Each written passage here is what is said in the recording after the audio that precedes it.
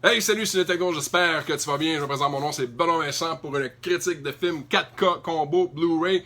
Puis, cette fois-ci, je te parle de Sherlock Holmes. Je sais pas si tu te souviens de ça, Sherlock Holmes?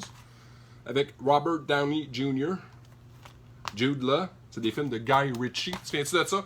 C'est pas des nouveaux films, c'est des vieux films 2009-2011.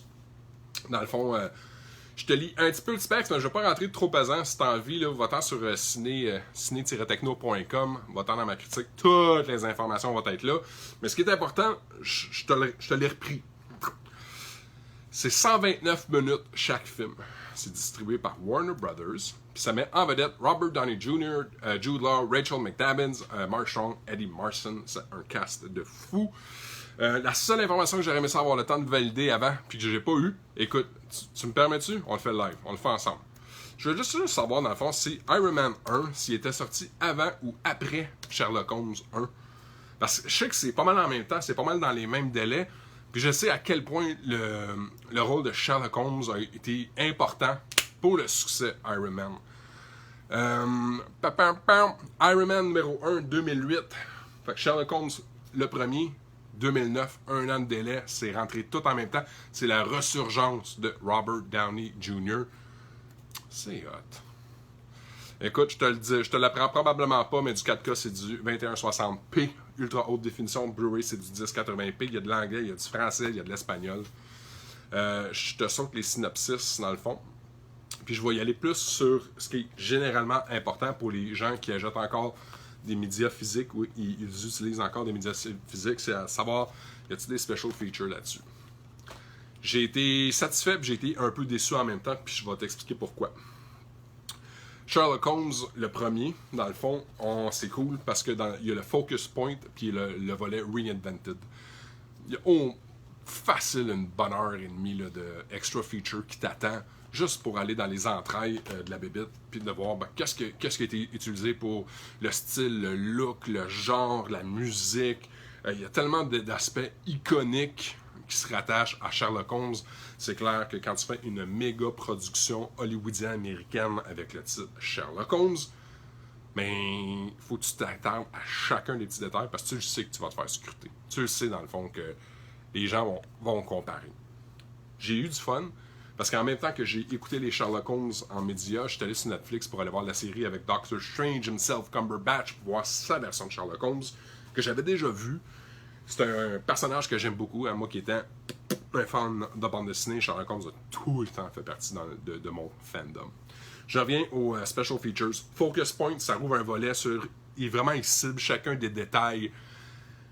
Le Reinvented te donne vraiment ce volet un peu steampunk, parce qu'il y a des aspects du film, que ce soit dans des vitrailles ou dans des costumes ou des lunettes, ou il y a des prosthetics, comme un faux nez maintenant, que tu sais que c'est inspiré là, dans le fond là, du contemporain. Puis après ça, on a le deuxième. Puis là, c'était là que j'ai fait comme bouh. Mais pas bouh fort, mais bouh un peu.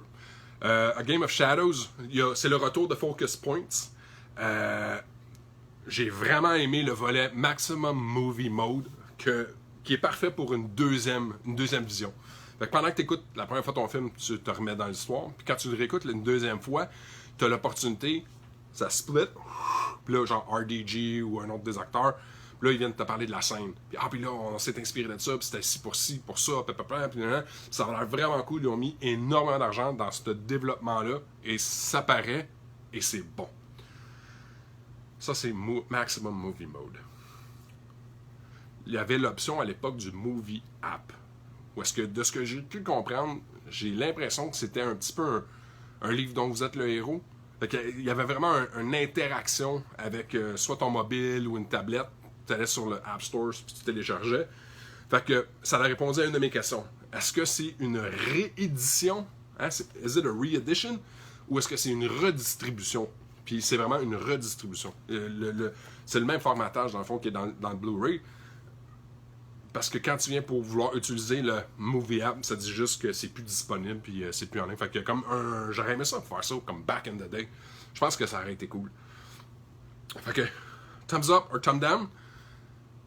je continue à dire que Sherlock Holmes a largement influencé la carrière de RDG dans sa rentrée pour la MCU.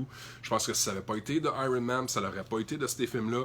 Je suis convaincu que ça se serait dessiné différemment pour son propre destin.